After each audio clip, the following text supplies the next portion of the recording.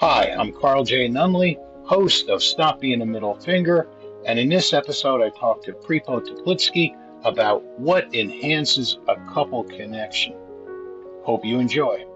What we learned from Pripo today was the importance of appreciation and being able to sit down with your partner for at least 10 minutes a week and telling them all the things you're appreciative of them for. Welcome, Pripo. I know you have over 20 years experience, and I just wonder where you got your passion from for working with couples. Probably because my own relationship. I met my wife 30 years ago. We lived at Esalen Institute in Big Sur, California. So it's a human potential learning center. So we were actually roommates in our workshop. So we've been living together from the very first day we met for 30 years. So that just submerged me in aspects of relationship and how much benefit my life in so many areas saw from how I was working deep on my relationship. So some years later, maybe 5 years or so, I went back to school and got my master's degree in counseling and psychology and wanted to specialize in couples and relationship work. How much of the stuff were you using already organically, subconsciously, that you then went back to school and you said, "Oh, I do some of those things." Yeah, I would say a lot. But I would say became just more comfortable in wanting to know more and being with people and not having an agenda when doing more relationship and couples work, to really give people the space to be who they are, not who I thought them to be or wanted them to be, but more what is a healthy relationship. And instead of, perhaps for you, my focus is not to really keep couples together. I know that sounds really challenging for people. My focus is to teach healthy relationship skills, and that's up to them what they decide to do with it. Yeah.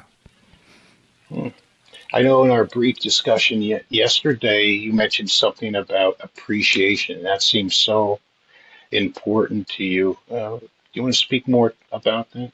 I really I did graduate research in the power of appreciation, that in my relationship, I really saw the more that we both thought, focused, expressed appreciation and fondness and admiration to each other, that we actually communicated better. And what I surmised from that was we were just in connection more, because in the study of appreciation, cardiovascular system is heightened, respiratory system is heightened, dopamine and positive hormones are given out, oxytocin. So when I'm in a relaxed state, then I'm actually syncing and connecting. And I look at it as, with a couple's relationship, that a couple has a immune system, let's say, just like a physical immune system. I believe a couple have an immune system. And when the disease comes in, which is the conflict, if you have a healthy immune system, that could take the disease, the conflict. So what I experienced was we would get into some conflict, but we were able to drop the conflict faster and come back in connection faster, and then work out some of the nitty-gritties and the details. So to me, appreciation becomes the vitamin of the immune system. And a deep-seated, heartfelt resonance, because I believe it needs to come from a resonance, not from just a thought process. It needs to be felt. Just like an apology. If I don't feel remorseful, then the receiver doesn't feel my apology. Just like an appreciation, I need to feel the appreciation and resonance for the receiver to receive it. And then I saw what would that look like? Well, one, I go straight to actually I call it the 800 level class, and I utilize death as a way to show up in life. We all know it's a crapshoot. One of us can get hit by a bus today, tomorrow. We don't know when. Yep. So instead of using that as a morbid aspect, I like to use it as, let me show up today. If this is my last encounter, especially with my wife, how do I want to be with her? And especially if we're going to share appreciations. If this is going to be the last time that I'm going to share it, let me sink into it. Let me take my time. Let me feel. And Carl, I do little exercises. Like I'll sit on the sofa and my wife is in the kitchen. I zap her out of my life. I feel what my life is without her for a few minutes. I let it well up inside of me, get my ass off the sofa, go give her a hug. And every time I do it, she goes, you were just zapping me out, weren't you? Because she feels the quality of my presence. So that's one way that I go straight to the deep-seated aspect of a resonance of appreciation. Now, what do you do when you're apart and you're in the office, and how do you show appreciation then? To her or to my clients? To her. Yeah. The one thing that I think is vital is I've got to watch where my thought process and mind is going. If I'm thinking judgmental thoughts about her or the relationship, then I know my communication is going to follow that. So when I'm not with her, I think of many aspects of appreciation to her, and many times we just text that. I like to leave voice messages through voicemail apps because the resonance of the voice is felt. And we do that several times a day. Just even small little things of if I leave the house and I just remembered how joyful she was in the morning before I left, but I was so busy trying to get out of the house, I didn't say anything. On my way in to driving in, I'll just leave a voice message and tell her, hey, I just want to tell you how much I appreciate how joyful you were this morning. That just really warmed my heart. I know my day is going to go much better. Thank you for that. And I'll just send that out in a voice message. I talk to couples about that a lot too, and I say a midday text even just is so important to say, I'm thinking about you. I hope you're having a great day. And even if they're having a great day, they're going to have a better day. And if they were having a not so good day at that time, it has to elevate that dopamine a bit to be Yeah. thought of. And how much Yeah. time does that really take? Yeah, exactly. And if it becomes to me, it's a practice. It's a practice, meaning I'm going to do this for the rest of my life. I'm not going to get done at it. I would like to master it, but it's going to be a practice, and I'm going to keep it going and keep it going so I get better and better. And my wife and I, we do what I call is heart shares, and that's the name of my counseling practice, heart share counseling, where one person just sits, the other one listens, and we put a timer on for, we do about 20 minutes. I tell couples to do 10 minutes apiece. And the speaker only speaks levels of appreciation. No interruption, no questioning, so that I have time to go deeper and deeper into that resonance. Because I'm not attending to the other person's agenda. They're not interrupting me. They're not asking a question. So I get to just go deeper and deeper into it. And that to me creates more of that resonance. And if we're doing that frequently, at least one time a week, we're skimming the week. We're keeping it real time. We're not having to conjure up, an appreciation that we haven't said to each other in 5 years. Yeah. I call those couple huddles myself. Yeah. So we do the same thing. Do you tell them to turn TVs off, have the kids occupied, the pets and kids as Yeah. occupied as possible, and just be intentional? Exactly. To sit across from each other, to really be intentional, to use that as a sacred moment. Some couples even do rituals around it. I have one couple that bought rings, and they only put the rings on when they're doing the heart share. Or they bring a candle out and make it sacred, because it's a sacred space to do that.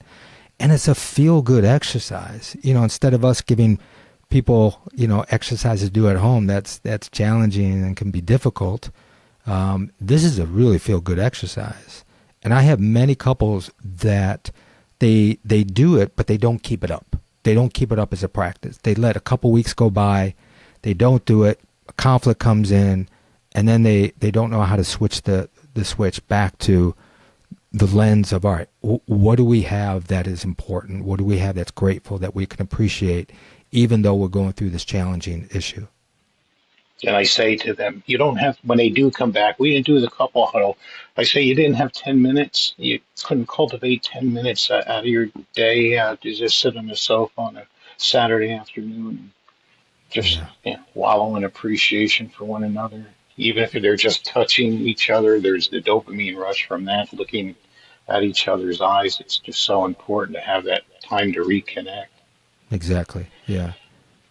Just like You walking. also, I think walking is a go ahead. very positive thing to do as a couple. When you're walking together, you're looking at the same view. So you're looking at a forward motion. You're going in a forward motion. That's a metaphor of your relationship. And if you're holding hands, you're connected through that process. I cannot get angry at my wife when I'm holding hands and walking. I get angry when I stop holding hands and look at her and get angry. I can't just walk with her and say, I can't believe you did that. You can't do that. So that's, I think, a wonderful thing. I tell couples to do that, especially after they have a fight. If they don't want to talk, just take a few minutes in silence and walk with each other, and then hold hands, and then find that connection to be able to sink into it. Yeah. There's been research that just by touching salespeople, or if they just come up and touch you, yeah, it's a nice TV. There's a dopamine rush and a likelihood, 20%, I think it is, that you will buy something just by that subtle touch. And the same research applies to even couples when they touch each other. They feel, even if they're far apart here, they have to move inward just from a nice little rub of the arm and a tenderness that can get them past any argument to where they can get to the good part about a relationship, which is what do you want to have for dinner? What do you want to watch on TV? Where do you want to go for our walk today? It's Yeah. just so important. Yeah, Those exactly. rituals. Yeah, the cortisol levels, are you saying those stress hormones decrease just like that through a touch? Yeah. Yeah. You also mentioned the importance of uh, recognizing your criticisms, and I always tell people criticisms eventually get met with defensiveness, and when that goes on, it's dukes up. And usually Michael Buffer comes in and let's get ready to rumble, and we got to separate them when the bell rings, and we don't want to do that. Uh, Give me some more about criticisms and how you work with those Yeah. in couple sessions. Yeah. I think there's a big difference between a criticism and a complaint. Uh, in my experience, criticism goes after the personhood. If we say you're lazy, you're inconsiderate, it's going after, I call the personhood, not the behavior. So I do think people need to give feedback about a behavior that they don't like, that they want changed. But they need to name the behavior. When you said you were going to pick me up at 7 o'clock and you showed up at 6, I felt disrespected, frustrated, angry. What I make up in my mind is you don't care about me. What I would like is for you to call me if you're going to be late. I think just those 4 type sentences, saying the behavior, the feeling, I think it's good to say what we make up in our minds, because that happens, and then what you want the request to be made. Many people do something like that, but they drown it out with way more add-ons, and they just keep going, and they lose the profoundness of that naming of that behavior and naming of the emotions, and that usually gets into criticism. The other thing, to circle back, if you have more appreciations in your relationship, you're going to have a lot less criticism, because you're going to be looking at the lens of what's working. You're not going to be putting on the lens of judgment and criticism. And that's an antidote for criticism. Yeah, it's true. Very good. I always tell people to complain for the change. Yeah, that if it's easy to bicker or gripe about something and go on, and I always refer to that as the Charlie Brown teacher that just goes and you usually tune that out.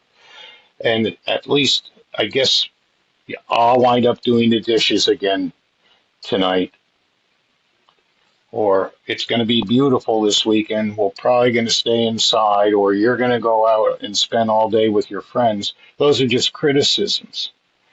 And it's important to say, hey, honey, I think a soft startup's important. Would you mind while I'm going down and doing the laundry? Could you do the dishes? And then I can come up and have a clean kitchen to start making dinner. And that's different. I always tell people, I want you to get more of what you want. And sometimes that's soft startup and addressing what you actually want rather than speaking to the complaint more is not going to get you what you want. Exactly. Yeah. I tell people the saying that focus on what you want, not what you don't want. The body doesn't see the X. It doesn't see don't yell at me, right? When people say don't yell at me, the response usually they get back is I'm not yelling at you, as opposed to could you talk to me in a lower voice? Most people aren't going to say I'm not going to talk to you in a lower voice. They just lower their voice because they see the request.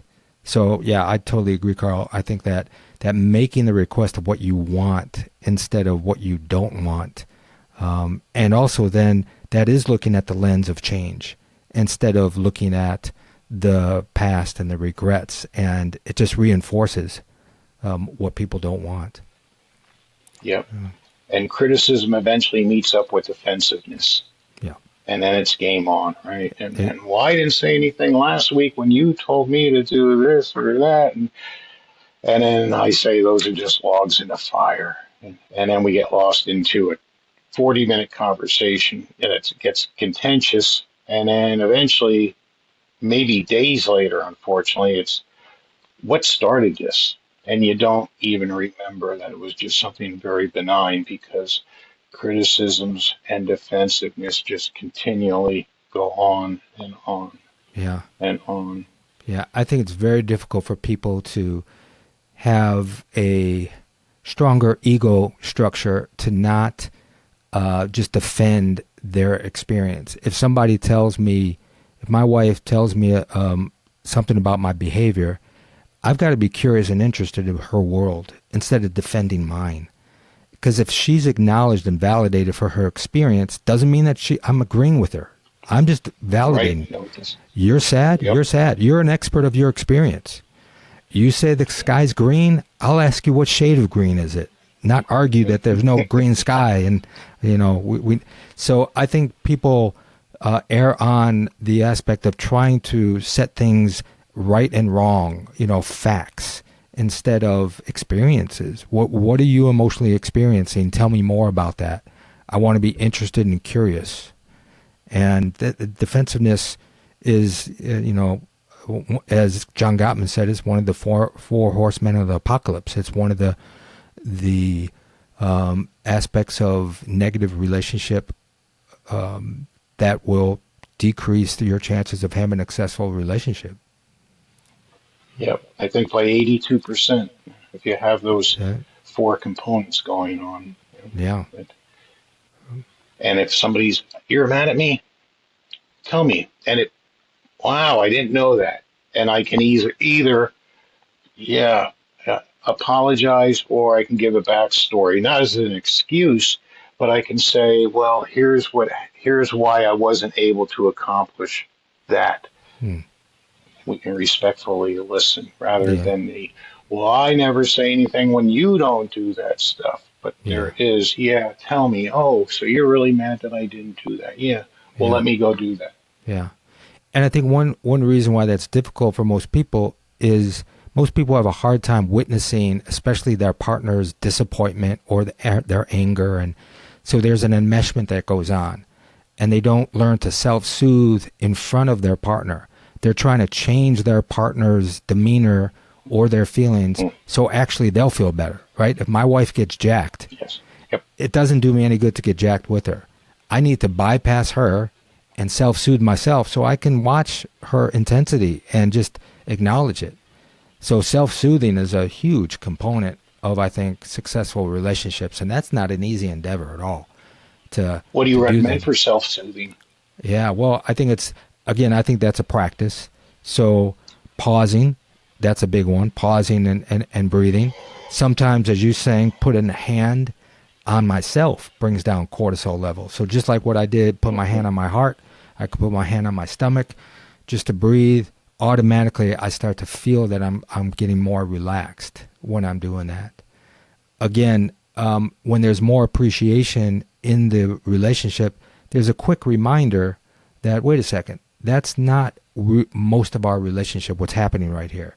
Or the anger, the criticism that's coming towards me, that's not the majority. The majority is you're telling me positive aspects of who I am in our relationship, so I have to remember that. But I think most of all is, as we just discussed, self-soothing works through the body.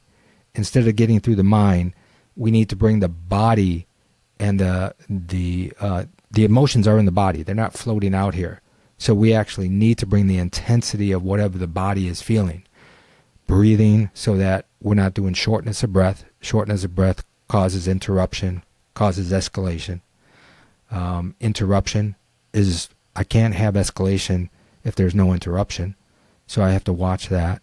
So I think practicing on my own constantly to pause before I speak. If I hear something that is challenging to me, to take a deep breath so I can respond instead of just react from more of my protection. So yeah, I think self-soothing, everybody can self-soothe in a different way. I would say practice and find your go-tos, especially when it's challenging. Yeah, sometimes a good rub at the back of the neck. Yeah. It makes me feel good too. Mm-hmm. Any of that, and just rubbing your arms. Yeah, shaking is a good one. You know, we tell people, shake it off, man, shake it off. But we never really literally shake it off, right? Because when I just shake, I'm moving the energy in my body and I feel tingling and like, I love that one. Yeah, right. Any of that. Yeah. Even the Gottmans talk about taking a time out, going to splash cold water on your face or something. And all right, let's agree to settle down, bring the temperature down, and we'll come back. And because I really want to hear what you're saying, I want to understand what you're saying. So let's just take a little break here. Yeah. The cold water thing is an interesting one, Carl. I've been taking cold showers for about 2 years. I take 3-minute cold showers in the morning. And what I found from that, the first thing in the morning that I do, the most difficult thing that I'm going to do throughout the day is get into that shower first thing in the morning and have a cold shower. So when I take that cold shower, I get a sympathetic hit, right? I go, and I'm conditioning my body to come down fast and then to try to breathe through it and to just relax through it. What I found now is when I get a sympathetic hit outside of the shower, when somebody pisses me off, I get a quick hit and then my body comes down faster because I'm conditioning it to do that every morning in the shower. So that's an interesting self-soothing technique. That's a side aspect of the benefits of a cold shower for me, is watching that sympathetic hit outside of the shower, that reaction, and my body is now conditioned to come down faster. So it's not the circumstances is dictating your thoughts and feelings. You can have more control of them by because I can recognize not overreacting. Exactly. I recognize it in my body, not so much in my mind. Yeah. You're more in control. I love that. I might do that myself. It's easier to do those cold showers probably in the summer, like with the heat wave that we're having. It is in the winter. Exactly. I have a spring water system, so my water in the wintertime is like 34 degrees. So, ouch. Yeah. Good real test. Exactly. I love that. Yeah. And the last thing that you talked about, the shame dynamic with males, and I'd love to hear more about that because I think it's so important. Yeah. Well, in my experience, most men feel a higher degree of shame than women. I know that women still feel some shame, but I think that in our society, men have this expectation that we're supposed to provide, that we're supposed to not express our vulnerability. We're supposed to kind of just suck it up. So I think that stems from many aspects, especially now in, let's say, a heterosexual relationship. When a woman gets upset or angry or sad, automatically a man unconsciously feels he's not providing happiness. And it goes to the unconscious level of inadequacy. I'm inadequate. I'm not providing happiness. I don't think that most men consciously recognize that. What we usually do is we then express blame, anger, stonewall, withdrawal, or a combination of those. When we do that, it exacerbates a woman's fear and anxiety. So then she gets heightened more of feeling fear of not having the relationship and the connection that she wants, the dream of the safe relationships that she wants. So then she activates more her anxiety. As she activates more, men's inadequacy activates more. So I think one awareness to that would be for men to be able to check in. Am I feeling inadequate right now? Like, what's going on with me not, I'm reacting. What is going on with me? Because I'll give you a quick example. Years ago, my light bulb in my bathroom went out. My wife told me about it. I'm not a big handy guy. I went up, changed the light bulb, didn't work. And when that happened, I said to her, well, when did this happen? And she said to me, I don't know. Maybe it happened a few days ago. And Carl, I looked at the wall, had that red button and that black button. I pressed that reset button, the light went on. And I said, honey, I fixed it. And she said, what was going on? And I just sank in with that question because I probably just asked a guy to do that in session the day before. And I said, what am I feeling inadequate about? Basically, it was my house is not up to par for the standard for my well-being of my family. And I feel inadequate to bring it up that because I'm not a handy guy. If I would have said that to my wife, she would have leaned into me because of that vulnerability, because that's connection. But because I reacted that way, she moves away from me in fear and anxiety because she's not feeling safe with my response. My vulnerable response would bring her to me. My shame response brought her in disconnection. Yeah. That pushes them away. So Exactly. Yeah. How do men do vulnerability quicker? I think that's probably a $64,000 question. Well, yeah. I to me, when I think about that, I think about vulnerability. Vulnerability is not weakness. It takes a tremendous amount of strength for men to be vulnerable. Therefore, it is a courageous thing to be vulnerable. And if men can really understand that that's one of the most courageous things that we could do is be vulnerable and that it's not weakness, then hopefully we'll step up to that kind of work. And I think that's what men really need to understand, that vulnerability is not weakness. We just have to learn how to do it. There's an art to it. There's an art to the startup, to sinking in, to being able to reflect back on more what's going on for us, to understand that there's history to our vulnerability, to be able to speak to it. Usually we're going to get positive responses from our partner around that vulnerability. It creates a stronger connection, and just realizing that, trusting that is paramount. Yes, right. As you said, it's not a weakness. I love that. Mm-hmm. Yeah. So I think that would be, one thing that men can be conscious of is to take the chances to be more vulnerable, and to even prerequisite and just say, hey, I'm realizing some things that I'm feeling really vulnerable about. I want to tell you that, and I just really need your attention, and I need your care. Are you willing to give that to me right now? Just that in itself is being vulnerable, because I'm asking somebody to be kind and tender to me. And how is that received? Usually, it can't usually be pushed away. What do you mean? No, I don't have time for that. It's of course. Tell me more. Exactly. Right. Again, that's the curious and interesting part. People get more curious, and when they get more interested, then things can transform. As we close out, any other recommendations for people to enhance their connection as a couple? I'm a baseball guy. I grew up playing baseball, played baseball in college. I like to use analogies from my experiences of that. And the basic one is take your swings. You're not going to hit the ball unless you take your swing. So I tell a couple, try something different. Just try it. Try it and give each other feedback from that. Be kind to yourself. Be kind to the other person. But do something different, especially yourself. Because usually in couples, they're a system. When one part of the system shifts, The system has to shift. In what direction? I have no freaking idea, but it's got to shift. So therefore, what's my control?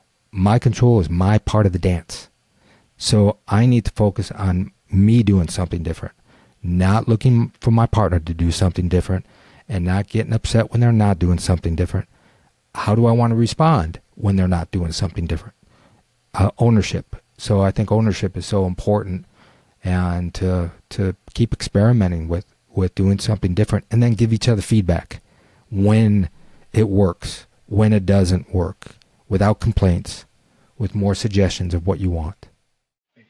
It's funny you use the term that I use. I want to teach people how to be better dance partners. That's all. And there are all kinds of different dances, music that's playing that you will have to adapt to as the orchestra plays. Yeah.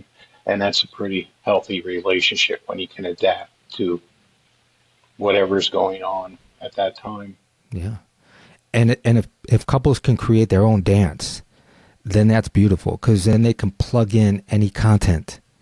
So they don't have to focus on the content, they can focus on their dance, their process. So if they know, all right, we just got into a conflict, let's take a break, and then come back, take a walk so we connect, and then go ahead and talk about my part of the conflict. I'll own my stuff, you own your stuff. If they do that, that's their dance, and that's their process. They could plug any argument or conflict in it, and it will transform. Yeah. Yes. And the Gottmans came up with a percentage. I think 68% of arguments end with no resolution. That's and right. As long as we can respect each other through that wow, we would have a really strong union then too, that we can build off of. Exactly. I love that as you said, 68% is unresolvable. So it's not about resolving a conflict. It's actually about managing it. It's about tolerating it. You know, how do we work with one partner that's constantly late? All right, that's probably not going to change much, maybe a little bit. That came up in my relationship. So what I do is I keep a magazine in the car. I do things to manage that. My wife is trying to get out of the house, and she sees many things that needs to get done. Well, I used to get upset because she was 10 minutes late. Now I'm like, hi, honey, what do you need done before you get out of the house? Let me help you. Let me help you get what I need for you to get on time. So I'll go ahead and take out the garbage. Yeah. Right. There's the good dance partners then, right? Yeah. That's good. Yeah, exactly. Awesome. Mm-hmm. I can't thank you enough for this. It was very insightful. Yeah, it was fun. I appreciate it. And I wish you luck on your podcast. Oh, thank you. Yeah. All the best.